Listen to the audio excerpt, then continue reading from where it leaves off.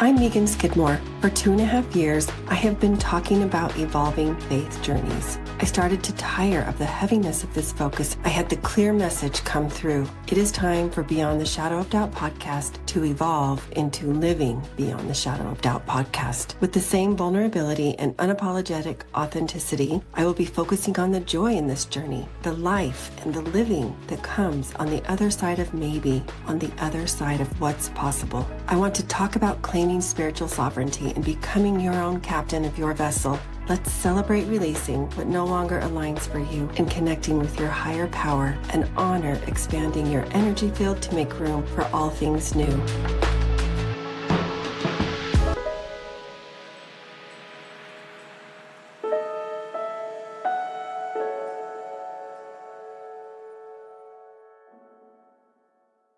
Hey everyone, welcome to today's episode of Living Beyond the Shadow of Doubt.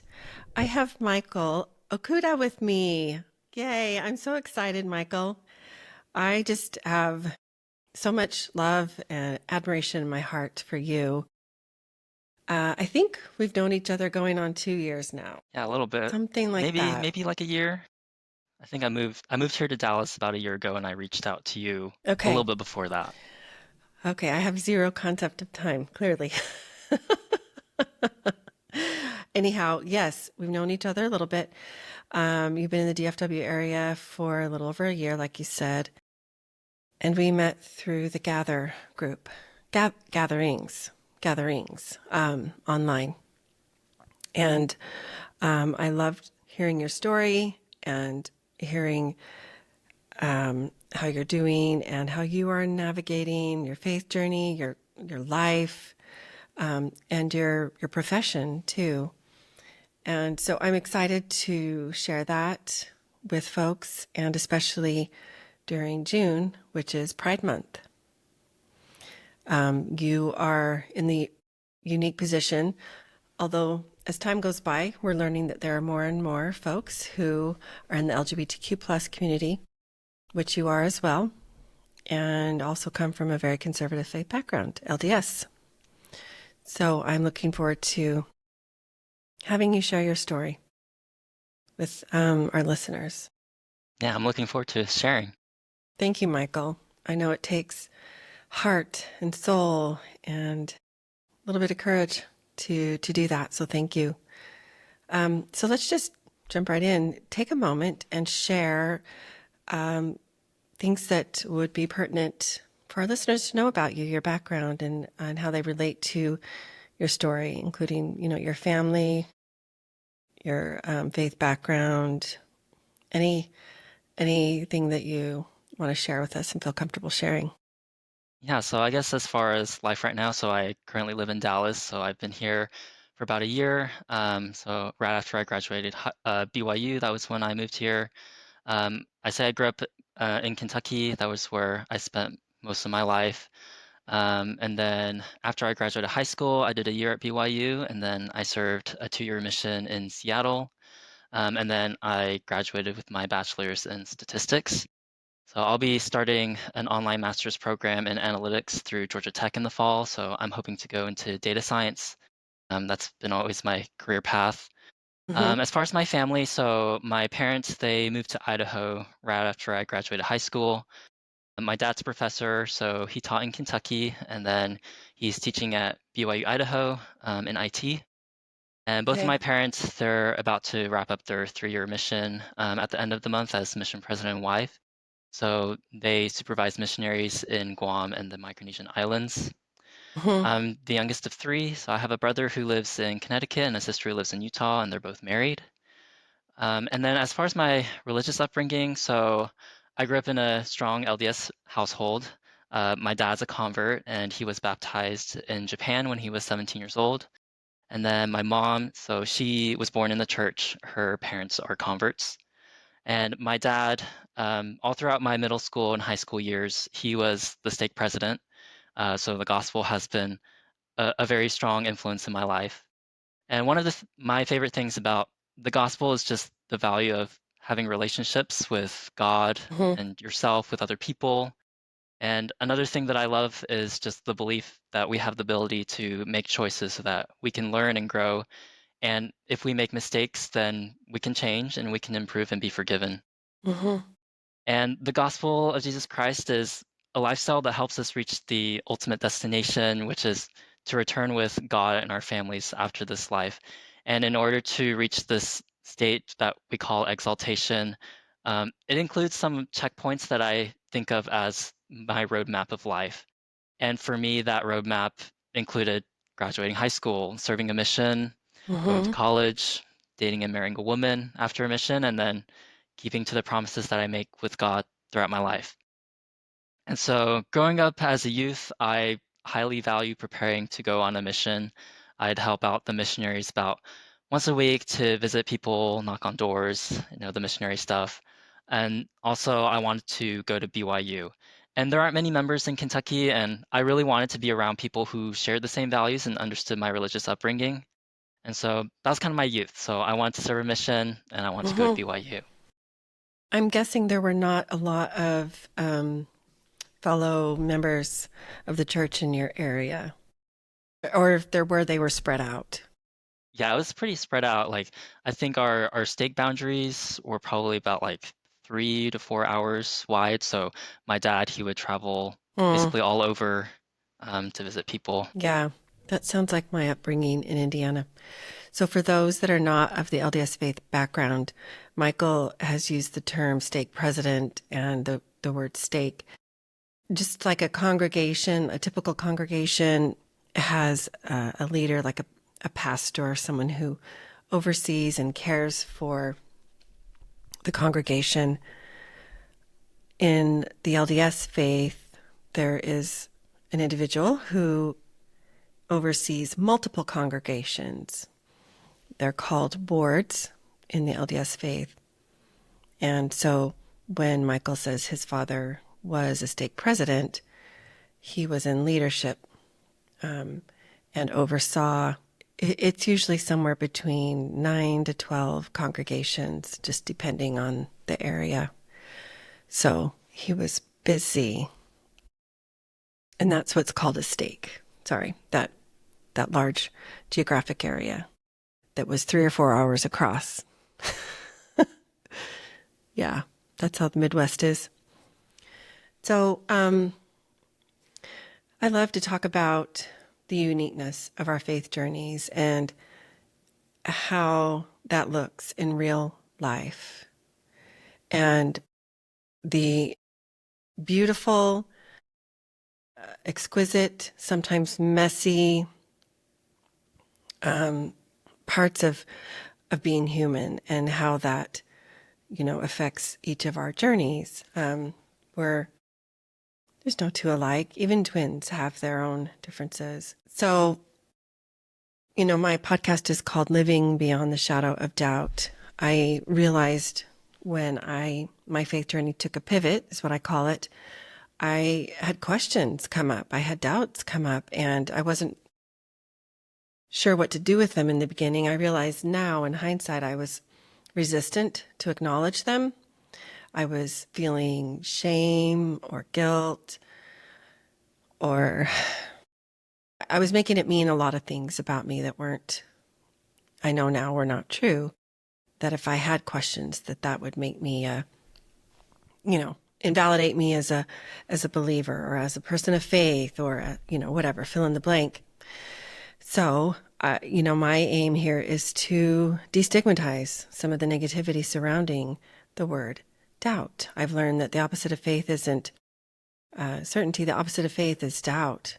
They're two sides of the same coin. You can't have one without the other. And, having doubts is what is a catalyst to finding answers and to growth. And it's really more than that. It's like a deeper understanding of the divine and how you fit in. So I would love to hear from you.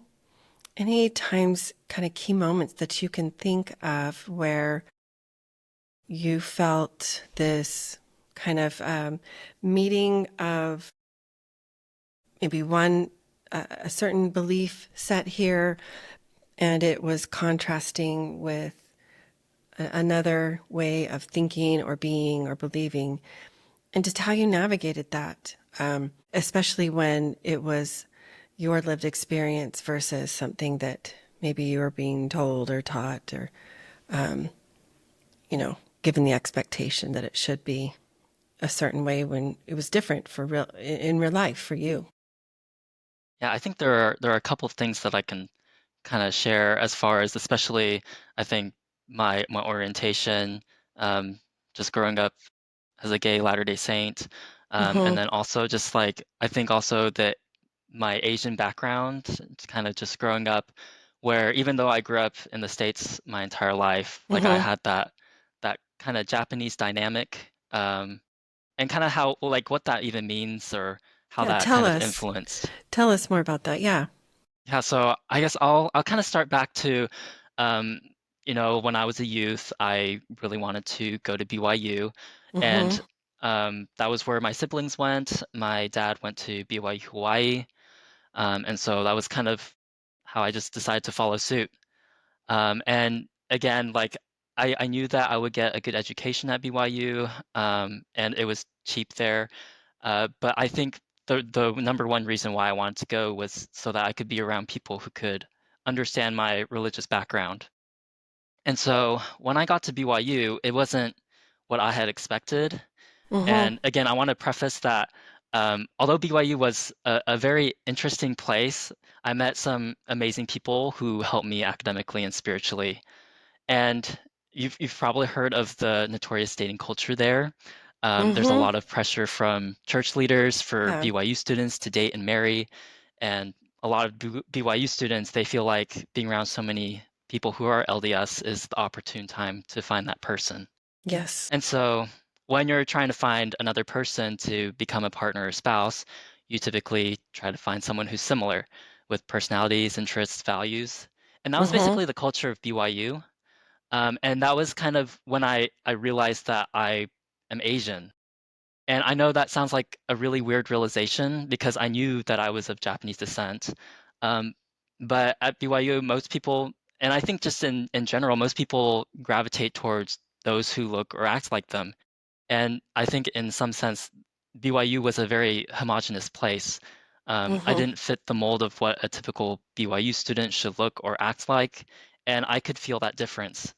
In Kentucky, I think people were a lot more approachable.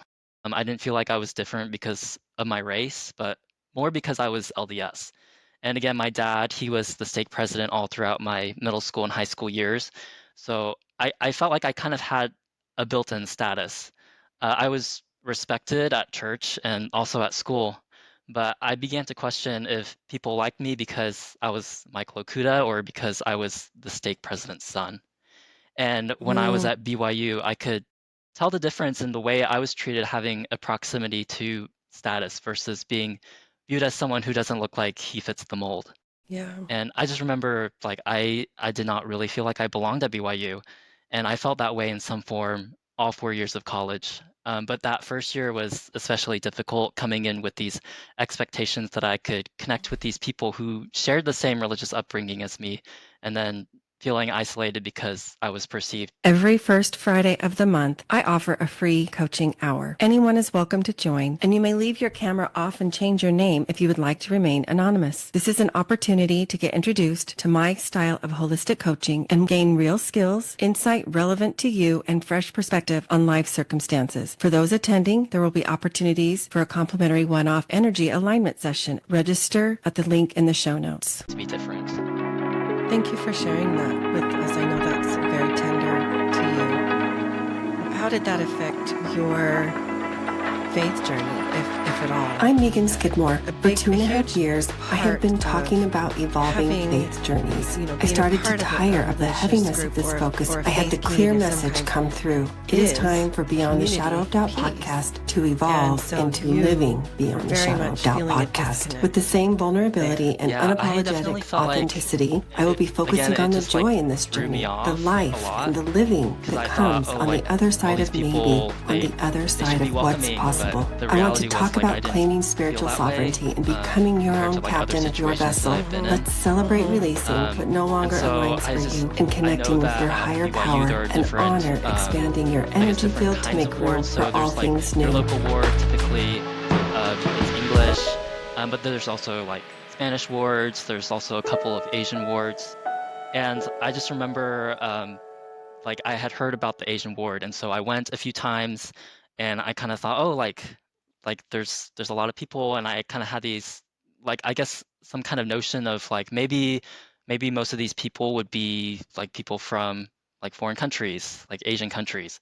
And there were a lot of people who were like that, but I was also very surprised that I would say like one of the wards was half of them were Asian American, like they had grown Mhm. up in America. And so I kind of wondered like why did they go to the Asian ward? Like why didn't they go to their local ward?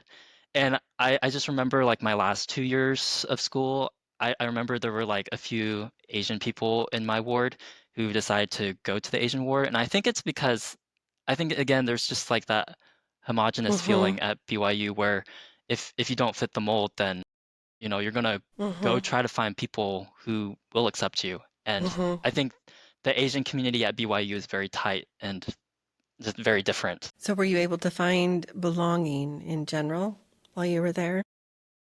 I think in some ways, I think for me, I definitely tried to get involved in more of the leadership kind of stuff. Mhm. So I was part of like the data science club, the statistics club, and I mean at this point in my life, in the first year of college, I hadn't come out to myself. Um, but by the time that I had graduated from BYU, especially that last year, I was able to find some people within the LGBTQ community that I was able to find some belonging where they kind of understood Mhm. those backgrounds. That's great. So that was actually my next question is now weave in this other part of your identity, how you experience love in the world. It's outside of what society has taught us is quote unquote the norm. I don't see it that way any longer. I believe people are born in the way that they're born and they love how they love and it's God given and it's not a problem. Um, how did that what questions came up for you? You mentioned that you hadn't shared that part of yourself until close to graduation or shortly after, right? So I mean there was reasons behind why it was your own journey. Maybe you weren't ready, maybe you weren't sure, maybe you hadn't actually acknowledged that part of you. I honor all of it. There's nothing wrong with the way that you navigated it. It's perfect, right? It's perfect for you. But if you can think back, what were some of the questions or doubts if that you might have had at that time and how did you navigate that? Maybe you're still navigating them. And so I want to kind of go back to my first year at BYU. So like at that point in my life, I didn't really like I hadn't come out to myself, and so I Okay. didn't really understand what romantic feelings were because you always are just shoving away those feelings. So if you were to try to put yourself in my shoes, like you'd think that these romantic feelings that people were talking about were just bad or evil, and you'd grow up where talking about your crushes wasn't a welcoming option, or told that you couldn't act upon your feelings. And there's a wall kind of built around that part of your identity that involves your orientation, and Mm-hmm. you can't let anybody know. And so you build another wall around that in case someone breaks that wall. And people say, I love you, but deep down you think about if people would say that if they really knew what was behind those walls. And it Mm-hmm. brought a lot of shame for me. And it made me wonder, like, what's the point of having these feelings? And so, yeah, I just thought romantic feelings are just bad. And Mm-hmm. I also like the discrimination I felt where people weren't interested in me because they didn't see me as someone who's desirable. I just thought that was also really bad. And so during my first year at BYU, I really did not like it when people would talk about how they felt about this girl or Mm-hmm. how they felt Mm-hmm. on that date, because, who cares about feelings? Like in the gospel, we're taught Mm-hmm. that a man and a woman, they're supposed to get married, and that's it. Like there's Mm-hmm. nothing about feelings involved with that. And so I did a year at BYU and then I went on my mission. And when I first began my mission, I still had this black and white if then mentality, like a sort of transactional relationship with God of where if I do this, then I should receive these blessings. Mm-hmm. If I obey the mission rules, then I should be happy. And for me, happy meant no hard emotions. And so the reality of it was that the first few months of my mission were extremely challenging. I was very anxious and depressed and put in several stressful situations. But I thought as long as I'm doing what I'm supposed to be doing, then I should be happy. I shouldn't be feeling these things. Yeah. But it got to a point where I needed to stop and acknowledge that this was my reality and ask myself, like, why didn't I feel happy? Like, why didn't I just feel like myself? And so having this mentality of feelings don't matter made me question a few things too, like if the Book of Mm-hmm. Mormon is true, then why did we teach people about feeling that it was true? Because truth shouldn't care about people's feelings. I mean, if people didn't have negative feelings about the church or the Book of Mormon, then we wouldn't have to deal with the confrontation in the first place. And it made me think a lot about what I was taught about how we as humans came to Earth. So when Adam and Eve, when they first came here and were in the Garden of Eden, they were given two commandments to not partake of the fruit of the tree of Yeah. knowledge of good and evil and to multiply and replenish the earth. But we see that both were contradictory because in order to multiply and replenish the earth, they had to Mm-hmm. partake of the fruit.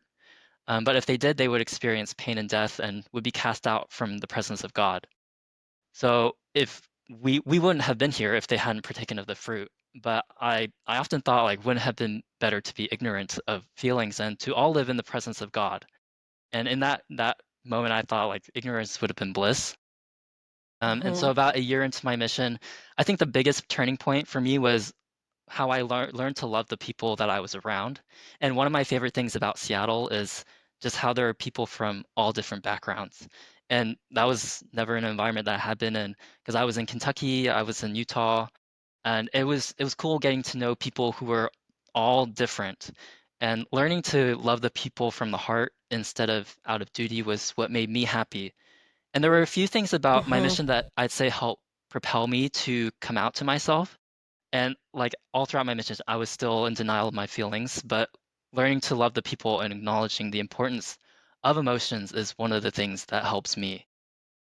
And so when I came back from my mission, I knew in the back of my mind that the next stage of the roadmap of life is to date and marry a woman. And I think a lot of gay return missionaries believe that if they serve their mission well, that they'll become straight. And I did too, and that obviously doesn't happen. So when I came back home, I Mm-hmm. continued to act in denial, thinking that these feelings for guys didn't matter. And even when people around me at BYU still talked about how they felt on their last date, um, I still faced the same sort of isolation at BYU. And eventually my mindset kind of shifted to where I plan to be single for the rest of my life and that somehow after this life I would marry a woman who didn't care about these romantic feelings. And I look back at this time in my life and I don't think I realized like, that it was a pretty dark place. I didn't think there was any point in building connections with others. Like previously, I had hoped to keep my connections with people in Kentucky and the missionaries who served in my mission, Mm-hmm. but that didn't really happen. And I Mm-hmm. thought, like, what's the point of getting to know people at BYU? Because once I graduate and leave, the same pattern of losing contact is just going to happen again. And so I think another of the reasons I felt like my mission was a stepping stone to coming out is so this was during my third year of school. Mm-hmm. I reconnected with a missionary who had served in Seattle as well. And so her name is Kuna, and she and we became like really good friends. When we first reunited at BYU, she reached out to me and invited me to do things like any ordinary friend would do. And from her, I learned that it felt good connecting to someone. And that was the first time I felt that way probably ever since my mission. And over time, I also realized that I couldn't live to be single for the rest of my life. It was just hard. And I really didn't want to like deal with those kinds of questions. But again, I had to sit face to Mm-hmm. face with these feelings. And deep down, I did want to have a relationship and a connection with someone, but I knew that it just couldn't be with a woman. And I mean, I went on dates with girls in high school and it felt like hanging out and it was fun. But when I saw what dating at BYU looked like, I was like, no, that's not gonna happen. And at BYU, same-sex dating is prohibited. Yeah. So if the wrong people found out that I was dating guys, then like I could get expelled. And Yeah. so I prayed a lot about whether or not to date guys. Mm-hmm. And this probably went on for about a month or so. And I didn't get a clear answer, but I knew that it was something that my heart desired, to connect with someone on that level. And I mean, it's difficult to not have that desire at BYU, considering their dating culture. Yeah. And so I trusted that God will let me know if my decision to date guys was wrong. And if it was, I planned to act like my feelings for guys just never existed like I had before. And yeah, dating at BYU was very difficult, but Yeah. it was one of the most eye-opening experiences for me. I'm so glad to hear how your journey has evolved in such beautiful ways. And I'm noticing that it was actually in the connecting with people that you were able to allow emotions to to feel them again. You talked about learning to love people from the heart as a missionary. You said that made me happy. And then I didn't catch your friend's name. Kuna? Cuna. Kuna. Okay. Um, your connection with Kuna also helped foster a safe space for you to allow those emotions back into your heart, or if they were there already, maybe in very small embryonic form, they were able to grow and cultivate. This is not necessarily uniquely human, but it's essential to our survival. Connection is. And so I'm so happy that you are taking the reins of your journey and you can see the wisdom in what you need. You're owning what you need and realizing that's you, that's your journey. I'm really glad that my mission was where I got to learn that kind of thing. And I Yeah. mean, like obviously I know like from the roadmap, like the next thing is dating and marrying a woman, but I think just like the lessons that I had learned on my mission itself, like Mm-hmm. I think I would have come to acknowledge those feelings and to Mm-hmm. really like question the why and like yeah, again, acknowledging those feelings. Yeah. So if there were any pain points that you feel comfortable sharing about navigating this space and the challenges. You talked about them at BYU and you've graduated and they're there's some that are unique to that for students there. But if we were to fast forward to now, to your experience now, like what are some of the rough spots, the pain points that you would love for other people to try to understand or at least know about? Because we don't have to fully understand in order to love and empathize and see one another. I think a lot of questions kind of arose when I was dating guys, and just like I think just trying to find purpose in life, to be honest, Questions from others or questions from you within? definitely from within, but Within. also I guess Okay. also questions from other people. But I would say like I think because I had grown up with this roadmap of like this is how my life is supposed to be, and then realizing that this isn't actually for me anymore. It's like I have to kind of go back and like reevaluate like what do I value, what do I want out of this life. And I think kind of going back to the story of Adam and Eve, like my question of like why did they partake of the fruit? Why didn't they just want to live in ignorance and be able to live Mm-hmm. in the presence of God. I think just like they felt joy, uh, being able to experience mortality and Mm-hmm. being able to like experience feelings. Yeah, kind of going back to that, and Mm-hmm. kind of like how Eve, like even though she knew that she had made this choice, um, in a similar way, I felt like I came to a cross on the roads where I had kind of a couple of choices where either I could follow the roadmap and go through the motions of being sealed to a woman for eternity, or I could go against the roadmap and date guys so that I can experience joy in this life with no guarantee of what will happen in the next life. And I mean, because people live the gospel of Jesus Christ, or people live a certain lifestyle because that's what makes them happy. Mm-hmm. Uh, and in the sense of the gospel, like it's not merely Mm-hmm. because they can live with God and their families. And I think it must be really nice to have that sense of security and be able to utilize that roadmap of life. Mm-hmm. Um, but I've definitely thought a lot about like if I marry a woman, like would I be happy and would she be happy? Mm-hmm. And like even if I were to choose that path to date and marry a woman and receive exaltation, like I feel like are some of those who qualify for exaltation going to discriminate gay people because, marrying a woman doesn't necessarily mean that I'm not gay. And so, like, Mm-hmm. yeah, those are some of the questions that I wrestled with. Mm-hmm. But like with Adam and Eve, much like how Eve expressed the joy that she felt despite having to go through, the sorrow and death, like I saw good fruit from dating guys. And that's something that I can't deny. Like each person's perspective and life experiences are different, but for me, like I don't see myself getting married to anyone out of duty. And so I wouldn't want my spouse or my children to go through that kind of thing either. Um, That's really wise and mature of you to see that point of view and to like take it seriously. Like it's your life, yes, but it also is that of others, and some can make it work.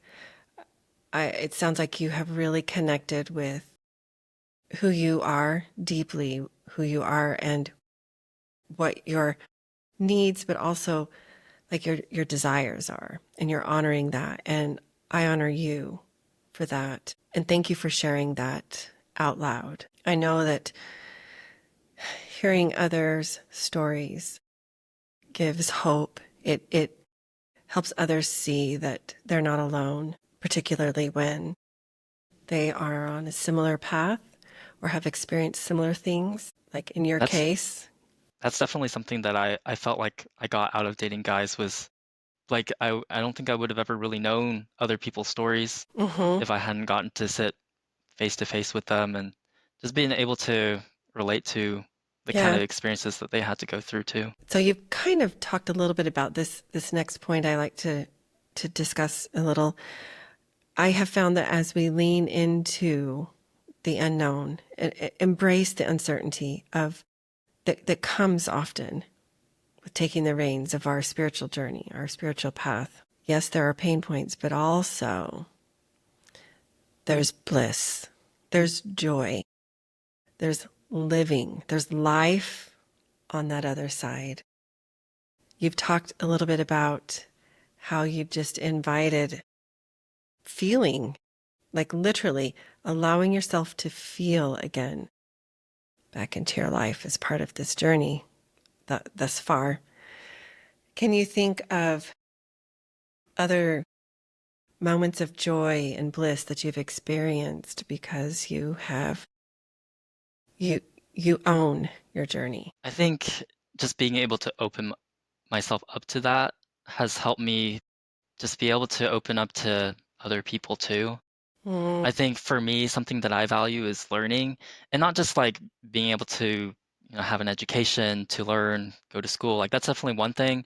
But I think just again, being able to learn from other people, learn about their stories, because I think hmm a lesson that I especially learned at BYU is just being open about getting to know people and especially people I perceive to be different from me because that was how I was perceived. And I know that it can be very isolating.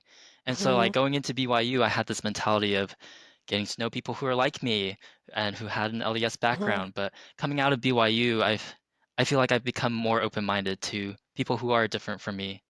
And I learned to recognize that, I have biases and we all do. It's what Hmm. makes us human. And like I've heard different stereotypes like, religious people interact with you only because they want to convert you, or stuff like I'm not into Asians, that race is just not my type, or Hmm. you can't be gay because you don't act feminine or whatever. Like we stereotype and we generalize so that we don't have to think about the nuances as hard. And so from that, like I learned to introspect and get to the root source of why I have these certain biases. Is it because I had a bad experience with a certain group of people and now I make generalizations based on that experience? Or does my media consumption affect my perspectives of certain people? Hmm. And again, like I learned to challenge my assumptions by listening to other people's stories and just getting to know them as people and Yeah. educating myself. And like throughout my time in Utah and here in Dallas, like I've heard people say like, oh, maybe you'd feel better just being in the Asian community or the gay community or being among Asians in the gay community. But I think it's great to be able to find people who have commonalities like that. But I think it's very telling of someone's character to be able to get to know them to know people who are different from them, or at least perceived to be different, because I feel like most LDS people can be friends with other LDS people, and that's the same with the gays. But like, what about people who are outside of those circles? And like, I'm not saying that you have to be extremely close friends with everyone, but you can at Yeah. least be curious and have an open mind about people. You brought up something really important. Uh, it's a lot easier and takes way less effort to just allow our preconceived ideas. You mentioned the word stereotypes, but these preconceived ideas that we have about people, it's much easier to just keep those and just allow those to color our lenses, right? It does take more effort. It does expend more spiritual, emotional, mental, even physical energy to take the time to walk into a conversation, create a relationship that you start the best that you're able to with a clean slate and just introduce curiosity and interest and wonder into the conversation that hopefully turns into more than one conversation and can turn into a friendship. I have learned so much. I believe I have been so enriched by the friendships and connections that I have purposely cultivated with those in the LGBTQ plus community. And you're bringing awareness to me about also the cultural element, backgrounds of folks. And I could probably do a little bit better in that area. I spend a lot of time online for my business, so I'm not around people a lot in person. But but I love what you're saying. I love what you're sharing. It's really good awareness to bring up. So thank you for doing that. Anything else you can think of that you might want to share? I think like as I've been trying to refine my purpose, Um, at BYU, I kind of felt like I wanted to try to fit in to the mold and try to impress people so that I could be accepted. And after everything I've experienced, like I've realized if someone doesn't want to take the time to get to know me, then Mm-hmm. like that's okay. Like I'll move on and I'll Mm-hmm. find people who do, because I definitely kind of had like these feelings of like, oh, like I want people to like me, and it's great, but I definitely feel like when you can just be yourself around people and people who actually want to get to know you, um, that that's what creates that connection. And so I Totally. think as I've been here in Dallas for it's been about a year now. I've definitely been trying to find my people. I've been trying to create my own roadmap, and that includes just the fundamentals of like what do I value and what do I want to get out of being here in Dallas Mm-hmm. or whatever in the future, and just like questioning like why do I do what I do? Why do I think about the way that I think about things? And like for me, like I value connecting with other people. I value my Mm-hmm. career, and I want a relationship with the right guy. Yeah, And so yeah, now a lot of it is just like trying to figure things out on my own and just being open to whatever comes my way. I love that. So happy for you. Genuinely so happy for you. So the last question I have for you that I ask all of my guests is, what does it mean to you? What does living beyond the shadow of doubt mean to you? I think as long as there's a source of light, there's going to be a shadow. And no matter how much you run away from that shadow, like it'll always remain. And I think it's like that with feelings. Like, it doesn't help to avoid or run away from your feelings. It's better to acknowledge and understand where that feeling is coming from and then take action from there. And Mm-hmm. I think that applies to, my orientation and, to the biases that we all have. And I think it's a really interesting question because like in my spiritual life right now, this is really difficult to navigate. Like even in my young single adult ward, it's still the same dating culture, it's still a YSA Mm-hmm. ward. People are trying to find their future spouse. And like the only person that I've like really come out to in my ward is my bishop. And it's difficult being in an environment where I'm not sure who's safe to talk about stuff like this. And Uh-huh. so I also don't feel like I have the social support that I used to have during my last year of college. And a lot of times I felt discouraged going to church, feeling like my trajectory in life is different from everyone else's and not being able to talk to someone who can relate to that. And at least for a season, I've not really been going to church because I mean, making the choice to be somewhere where I don't feel like I spiritually or socially belong, it's not my top priority. And it's really hard because, I mean, this is what I grew up in, like going to church. And so as I've been trying to find my people, like I feel like I've been able to find people in the gay community where I don't have to feel as cautious about my own safety. But I think, like, we have the freedom to make choices, and if I feel the need to go back to my ward or not going to church feels wrong, then I can make the choice to go back. And I'm glad that it's still an option. And so I think, like, just going back to like your question about like what it means to live beyond the shadow of doubt, I think like at this point in my time, or at this point in my life, I think the most important thing for me is to just not feel paralyzed or not give up just because I don't know the answers to everything. Mm-hmm. And again, like I can create my own roadmap, I can make my own choices and figure out if the choices that I make do make me feel happier. And I think that's what the atonement of Jesus Christ is for. If I'm not on the right path, then I can always change or improve what I'm doing. I am just so honored to hear you share that with me and with our listeners. I'm really proud of you for just following your heart, following your intuition, whatever that looks like, whatever that sounds like, whatever that feels like. Um, yeah. And you do have that autonomy to change your mind if and when that time comes. I think there's so much power in taking the reins of our journey and taking a step back and looking at what maybe we have believed up to that point in our life and evaluate it. And even if we re-choose some of those same beliefs, there's still so much power in purposely doing that for ourselves versus just going with the flow. You said something along those lines earlier, just kind of doing what everyone else is doing or what is expected of you. It's extremely empowering to take the reins and make choices on purpose for yourself. So I honor you in that, and I see you, and I share my love with you for that. That's beautiful. Thank you for sharing that, Michael. So, quick for fun questions that I'm going to throw out for you, for our audience members, just to get to know you a little bit better. Tell us your favorite book, or a favorite book, or I really like the series of unfortunate events.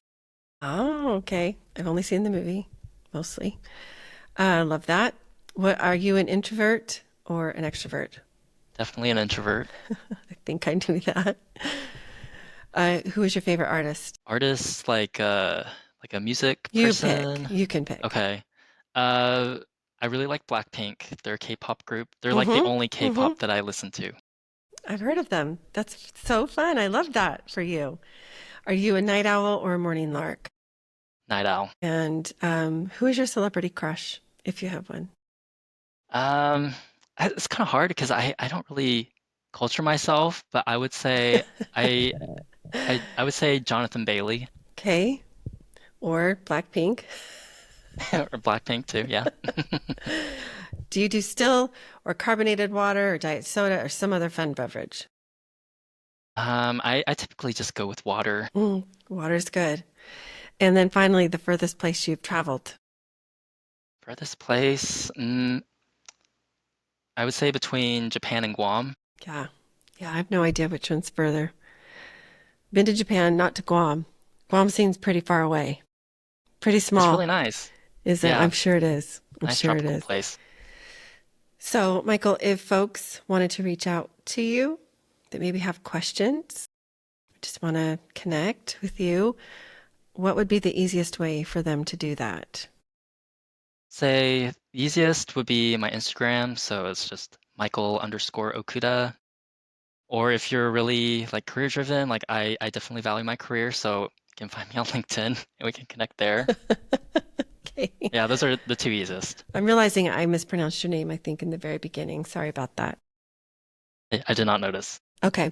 Anyway, it's been such a pleasure to see you again, to have this conversation, and to hear how you're doing and just catch up on life and all the things. I adore you. I think the world of you. Thank you so much for having me. This was awesome. So many blessings. You're welcome, and thanks for coming on. Writer, teacher, author, Mormon scholar, and founder of Dialogue Journal, Eugene England said, "My faith encourages my curiosity and awe. It thrusts me out into relationship with all creation and encourages me to enter into dialogue." As a proud member of the Dialogue Podcast Network, my hope is that Living Beyond the Shadow of Doubt podcast is an extension of that vision.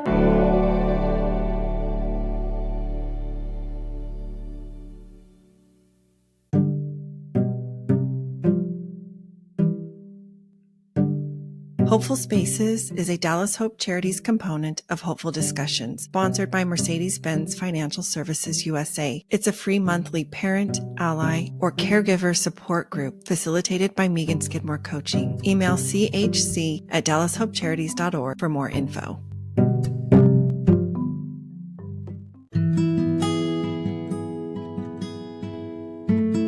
Visit meganskidmorecoaching.com to find this podcast and additional free resources, including the link for a complimentary coaching session. Follow me on Facebook or Instagram for more, or to send me a DM. Help the podcast grow. Please follow, review, and share with a friend.